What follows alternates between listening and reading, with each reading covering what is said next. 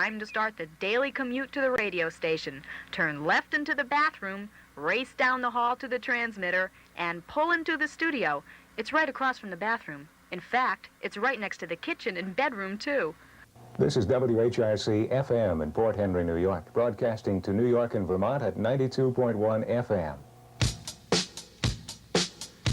Welcome to WHRC, the smallest FM commercial radio station in America. It's in a tiny 5-room house measuring 20 by 24 feet, the size of your average 2-car garage. And the staff of announcers, reporters, salesmen, promoters, and engineers comes to a grand total of 2 people. The owners, a husband and wife team of Peter and Carolyn Hunn. All alone, they keep WHRC on the air 106 hours a week.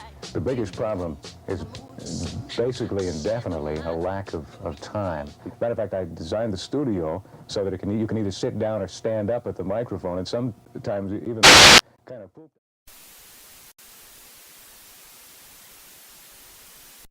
Miles, keep right to stay on Service Causeway H516. You will arrive at your destination in 14 minutes.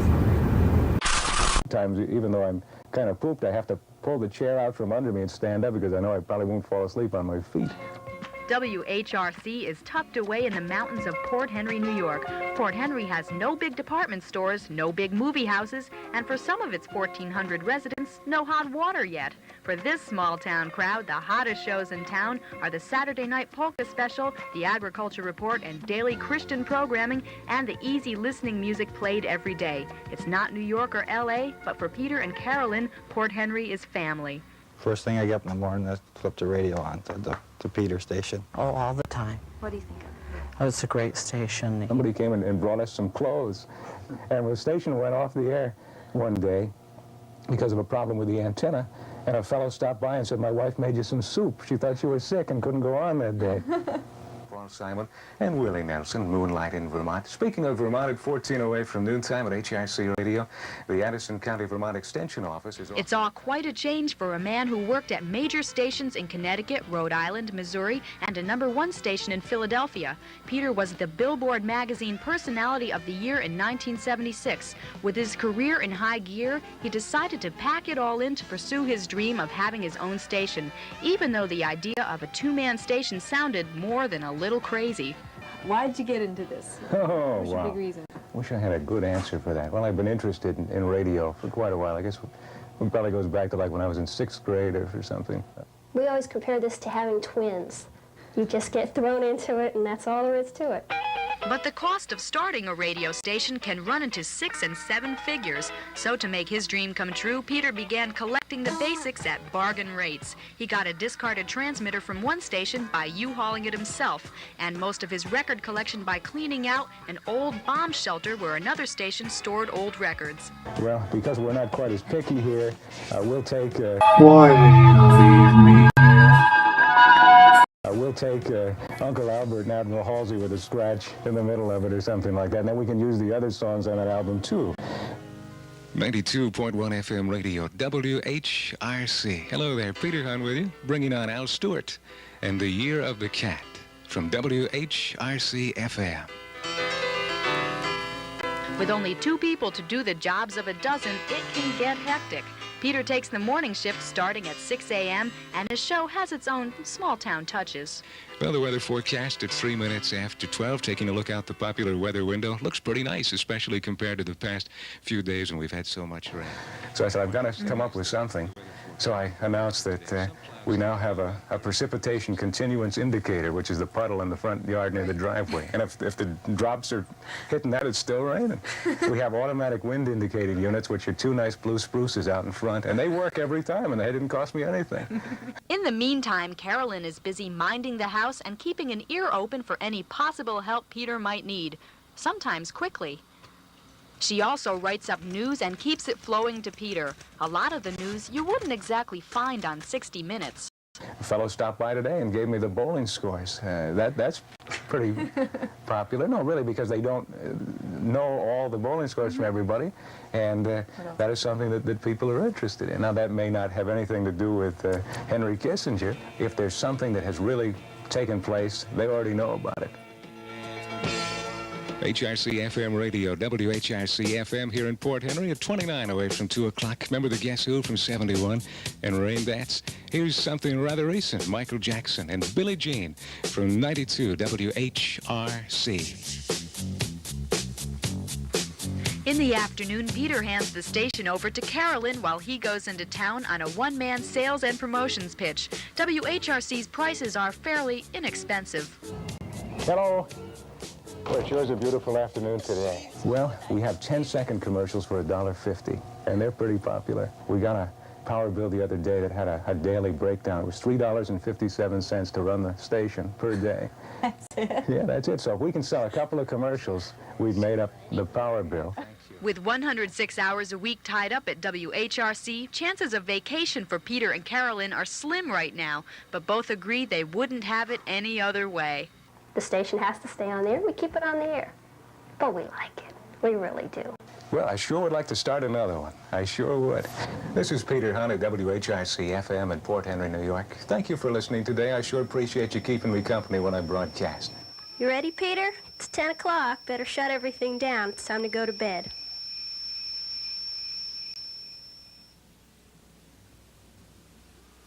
Hi, and welcome to a brand new program series.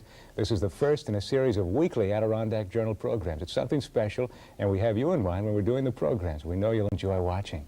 With me today is Joanne Taylor, executive producer of the Adirondack Journal program.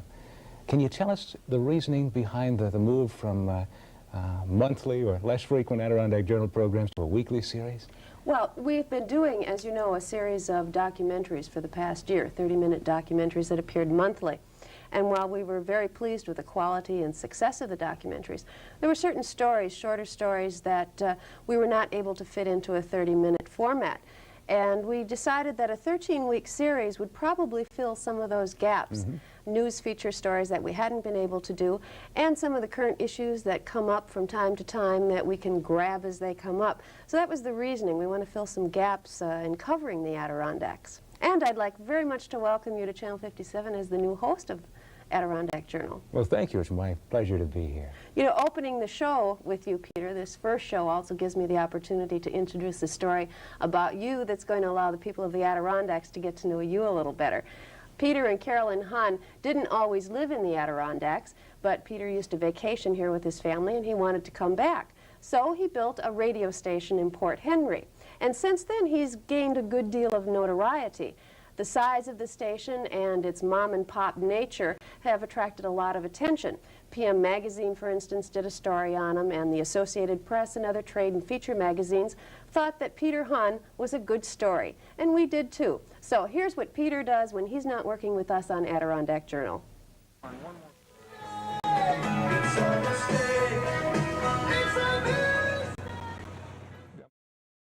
Everything about what makes you human.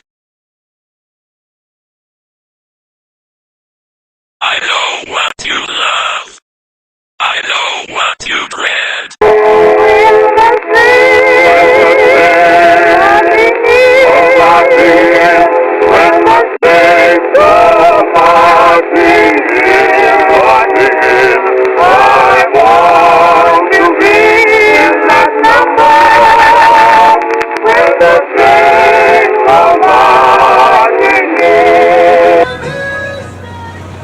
WHRC 92 FM with Men at Work from Australia.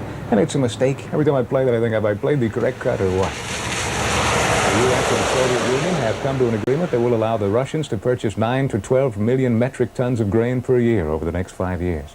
The option is rather open-ended, and that means it would allow the Soviets to purchase more than the 12 million tons if they so desired.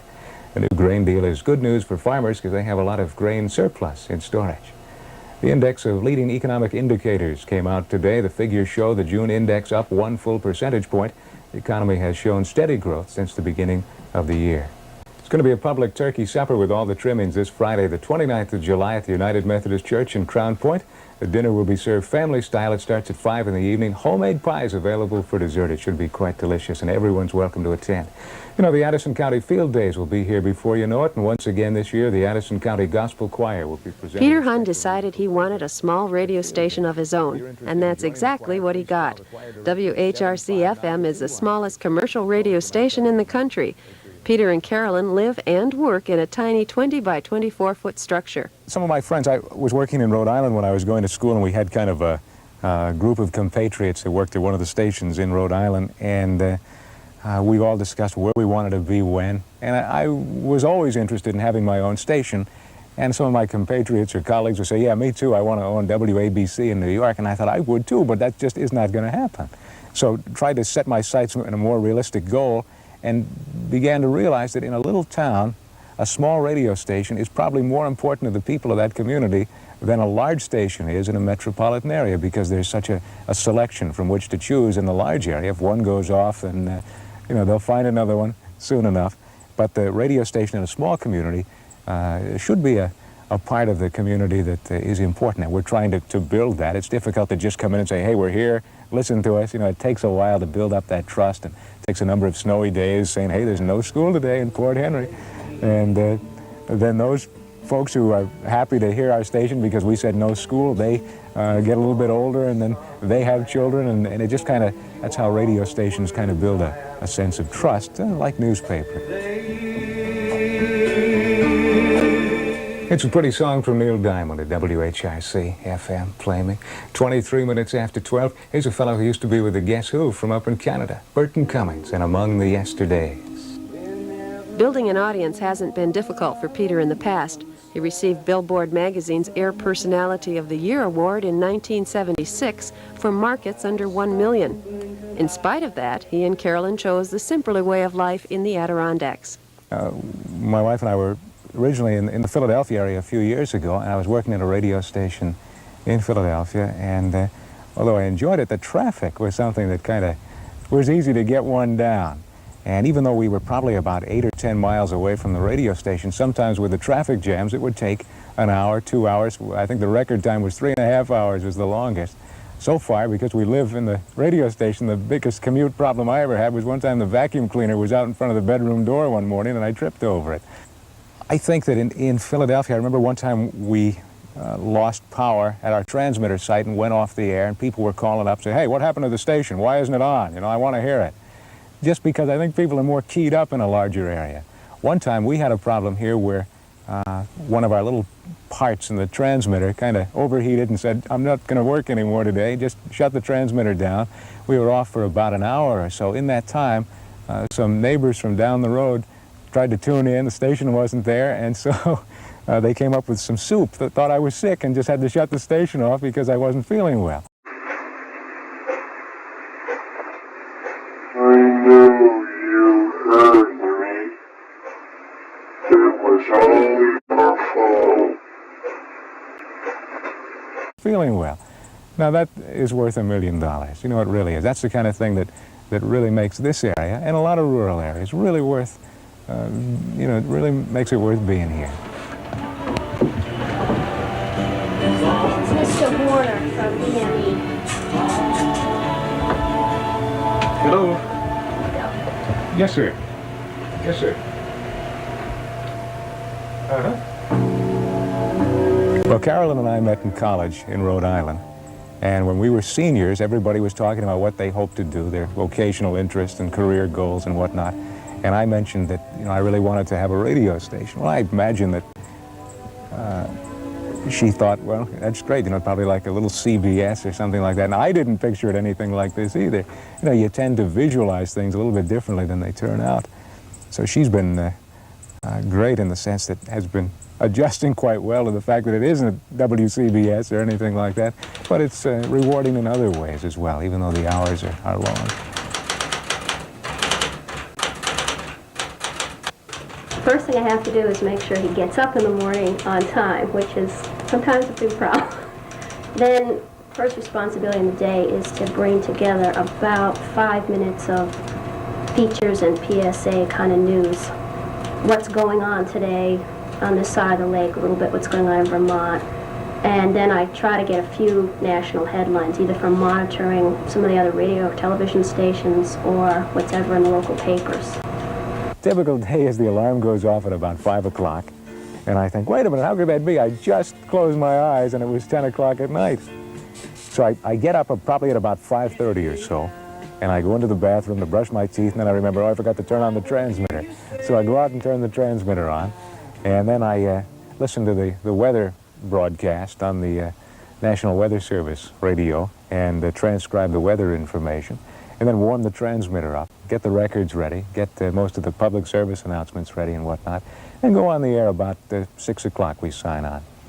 And usually on the air live until about 1 or 1:30, and then at about that time my wife takes over, and she goes on the air, and then I go out and sell some commercials.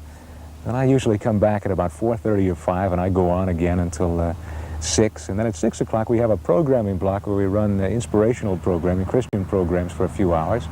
And then we're back into music until 10 o'clock, so I'm back on the control board again. And then at 10 o'clock it's time to call it a day. So we usually have some paperwork that we have to do, but usually we're sound asleep by about 10:30, if not sooner. And then it starts all over again. WHIC, good afternoon. All right, thank you. Now, this is going to be at the Port Henry Presbyterian Church. When will this be? Next Friday night? All right. And it starts at when? 7:30. How's that food going to be? Pretty good? I know it was good last time. We heard some really good reports about the supper that was prepared. Are they going to have the homemade pies for dessert? All right. HMP, that's the abbreviation here for homemade pies for dessert. And what's the charge on that? $2 for adults, $1.50 for senior citizens, and for people under 12. Okay, very good. We'll put that right on the air then. Thank you very much for calling. I appreciate you phoning in the announcements. Thank you. Bye.